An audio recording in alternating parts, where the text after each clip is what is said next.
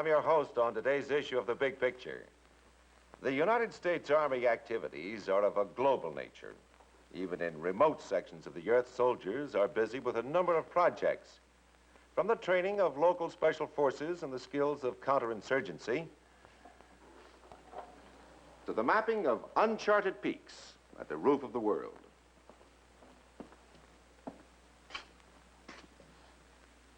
Both pursuits are the subject of today's program, which deals with the United States Army in the Andes Mountains of Bolivia and Peru. Our friends in the Southern Hemisphere are receiving important benefits of technical know-how from the military assistance program of their northern neighbors, the United States, through civic action projects as well as military training programs. We invite you to travel with us now to visit with your Army in the South American Andes for today's Big Picture. Okay, move out.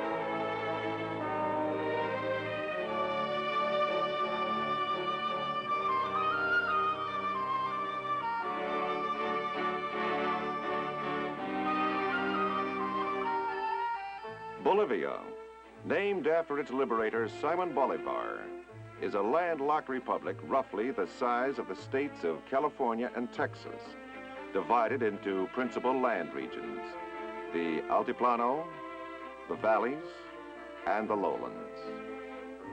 The Altiplano is a high, barren, windswept plain, ranging in altitude from 12 to 14,000 feet, which looks very much like our Western Plains area.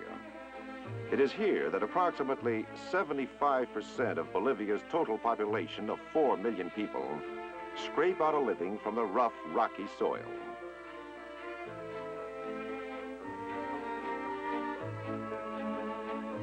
Also in this altitude are to be found some of the world's richest tin mines, mines which produce Bolivia's main export, tin ore.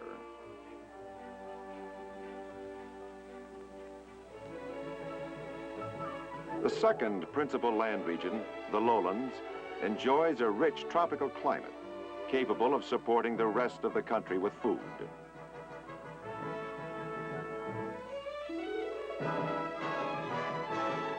However, the predominantly Indian population of Quechua and Aymara extraction prefer the traditional Altiplano region of their ancestors to a new tropical environment of economic expediency.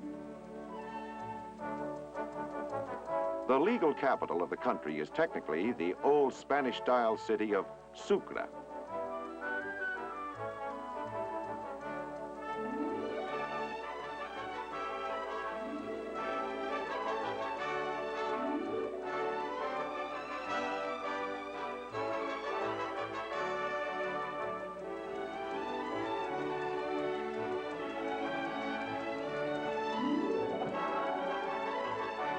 But La Paz, built in a terrace canyon to the north, with a population of some 320,000, remains the principal seat of activity and possesses all the hustle and bustle of a capital city.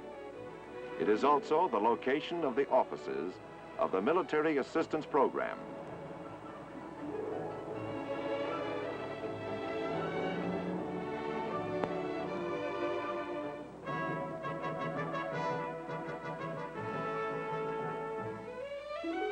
The highest navigable lake in the world, Titicaca, lies on the border of Bolivia and Peru and is believed to be the cradle of Andean civilization.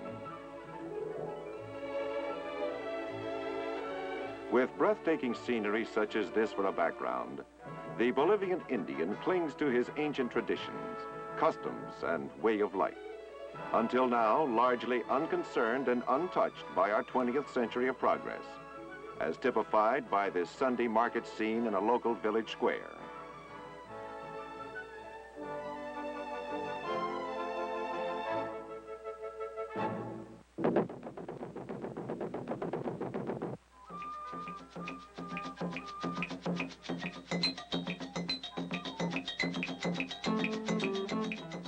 While the scenery and the colorful dancing appear idyllic for the Indian, actually, it helps mask poverty, illiteracy, and disease.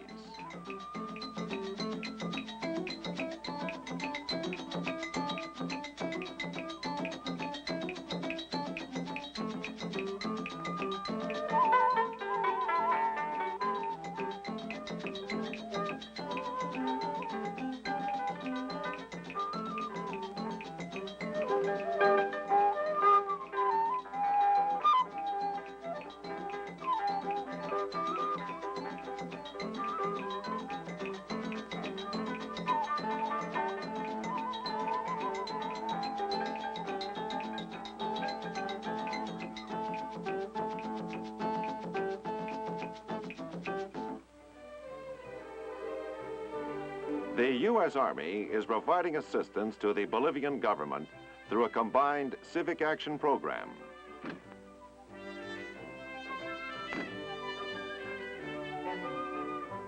This program is at work in many parts of the country, as in the small village of Chillapata, some 150 miles south of La Paz.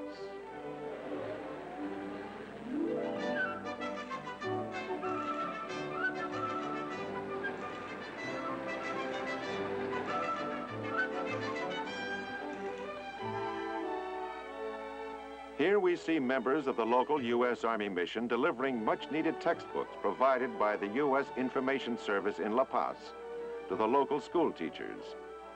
Civic action such as this is helping raise the present 30% literacy rate. In addition, the U.S. Army is assisting in the design and construction of schools throughout the country, over 50 of which have already been built. Another problem to be overcome is the lack of roads and limited air routes, which makes transportation via inland waterways of prime importance for the economic and physical well-being of the Bolivian people. The U.S. Military Assistance Program has provided funds for the reconditioning of several old craft.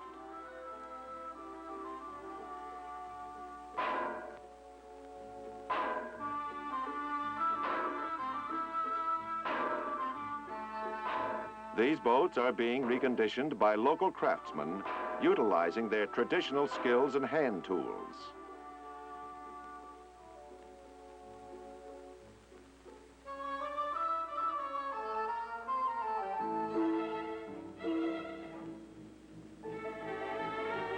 New craft, provided by the U.S. Military Assistance Mission, were used by traveling medical teams who visit riverside communities bringing medical services and drugs for the first time to outlying areas.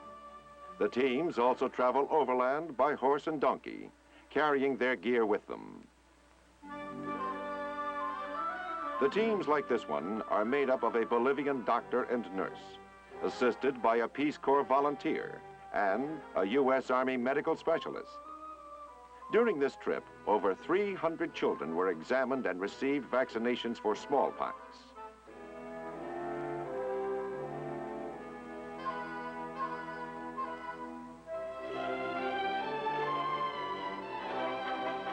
Classes concerning sanitation and the prevention of many tropical illnesses of the region were conducted.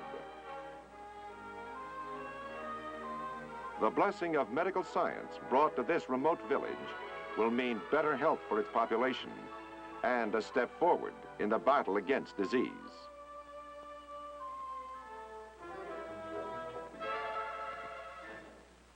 Because of a volatile past, the Bolivian government must maintain armed forces strong enough to ensure law and order in the face of possible armed upheaval, inspired by either external or internal influence. United States Army mobile training teams have been instructing Bolivian special forces in counterinsurgency skills, complete to the staging of mock guerrilla situations in real villages for training purposes. Outside the village of Chiapata, a mobile training team assigned temporarily to the U.S. Army mission has been requested by the Bolivian Army to give a course in counterinsurgency techniques to officers and NCOs of the 1st Ranger Battalion of the Bolivian Army.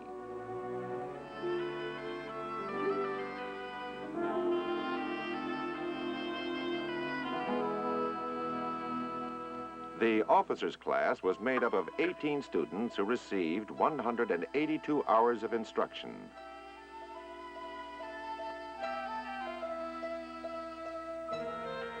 And the second class consisted of 24 NCOs who received 180 hours of classwork. Training begins on the infiltration and instinctive firing courses, which the students help their instructors build.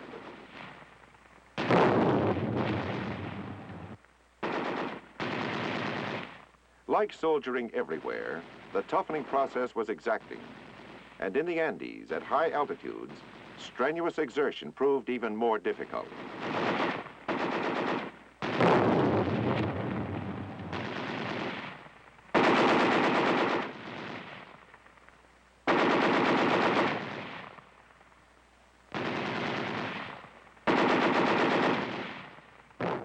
But the infiltration course with its live fire and explosions was a vital step in the conditioning of each soldier's mind and body for the instruction to follow.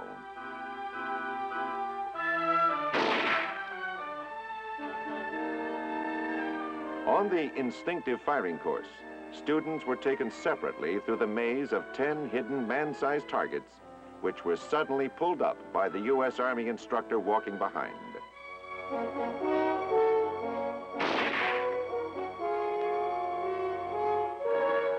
The reaction time and marksmanship of the student was evaluated by yet another instructor, following the student through the course.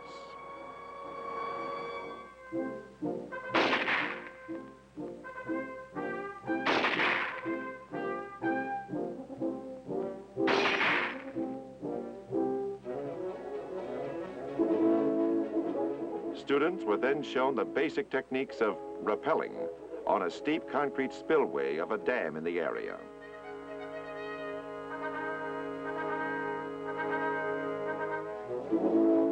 Strong muscles and nerves were required in this precarious exercise.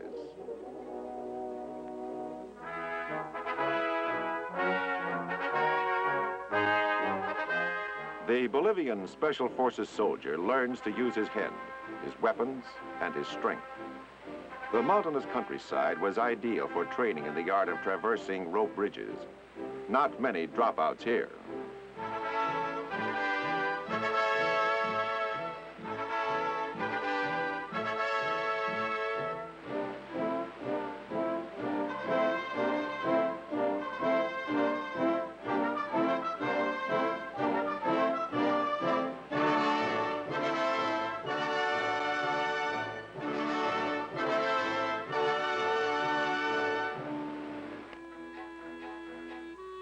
Cross-country hikes are standard in a rugged outfit like this one. Another phase in their rough training.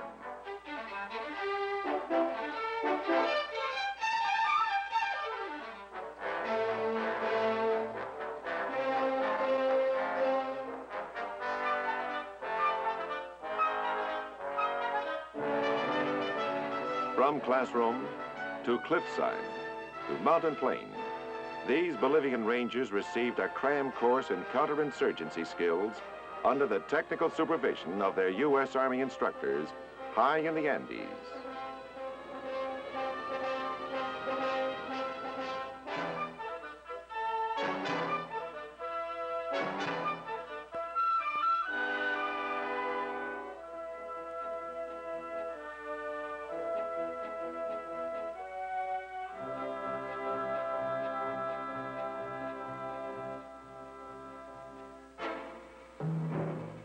The climax to weeks of training was a special counterinsurgency exercise to be staged in the region.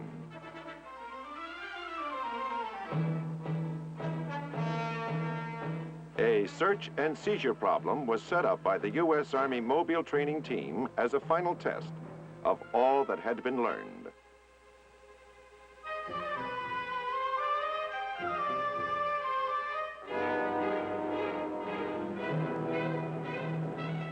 A group of soldiers acting the part of insurgent forces were to ambush and fire on a government vehicle and then take refuge in a friendly village close by.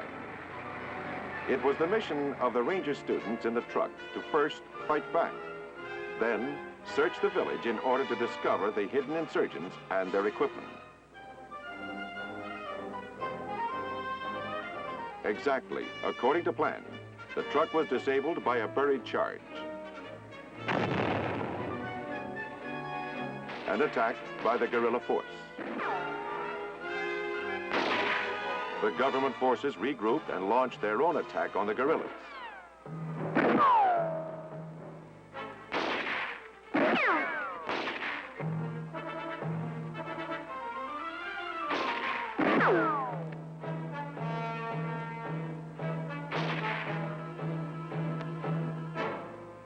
Under the watchful eyes of U.S. Army instructors, the enemy's fire was subdued.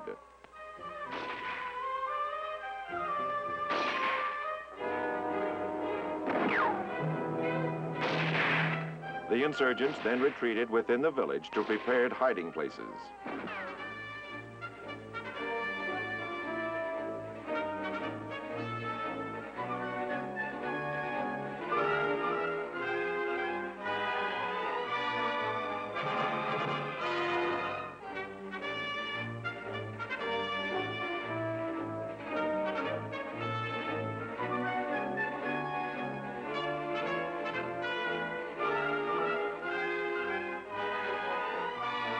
Others changed clothes and assumed the guise of peaceful local citizens.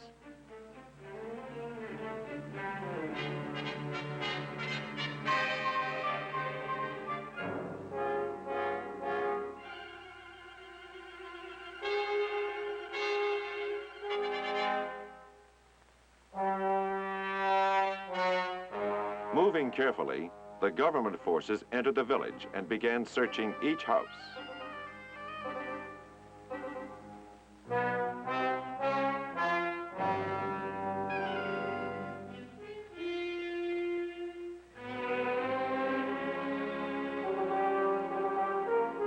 They discovered and unmasked the guerrillas posing as villagers, as well as finding hidden enemy supplies.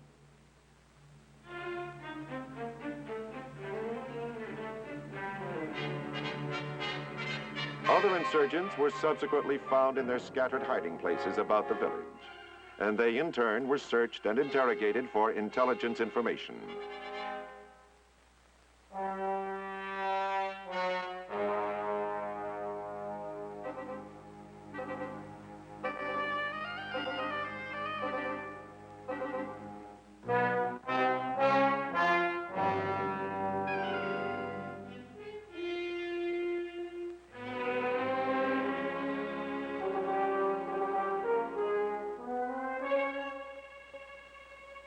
The mock problem came to a successful conclusion, and the U.S. Army instructors were proud of their students' performance. The Bolivian Rangers had demonstrated competence in handling a typical counterinsurgency situation, a problem which had been simulated for the occasion, but the next time could well prove to be the real thing.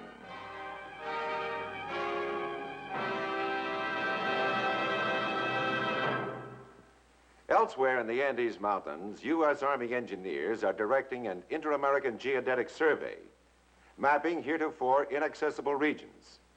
The area, often called the American Tibet, is the scene of a most interesting story of United States Army assistance of a peaceful nature to our friends in the Southern Hemisphere. The on-the-job training of the local people and the skills of cartography by U.S. experts is a useful byproduct of the entire Andes mapping adventure.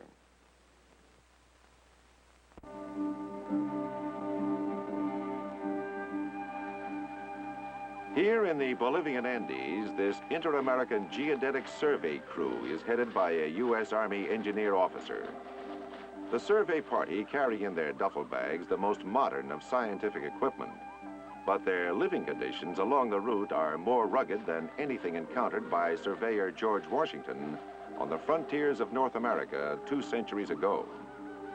Intense heat and tangled undergrowth so thick in places that paths must be carved out by machetes a few feet at a time, are handicaps which the surveyor must learn to take for granted.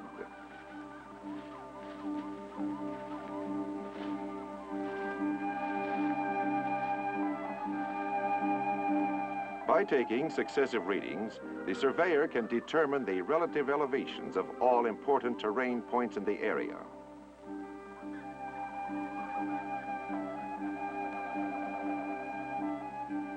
High in the Altiplano of Peru, a local officer working under U.S. Army engineer guidance correlates the results of the day's survey with another mapping tool, aerial photographs.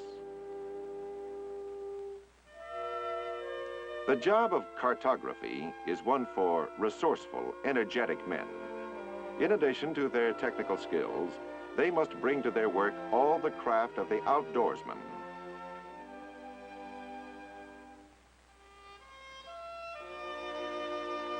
In this part of the world, there is often no quartermaster, no mess hall. A survey party often lives off the land on the same food and under the same conditions as the local population.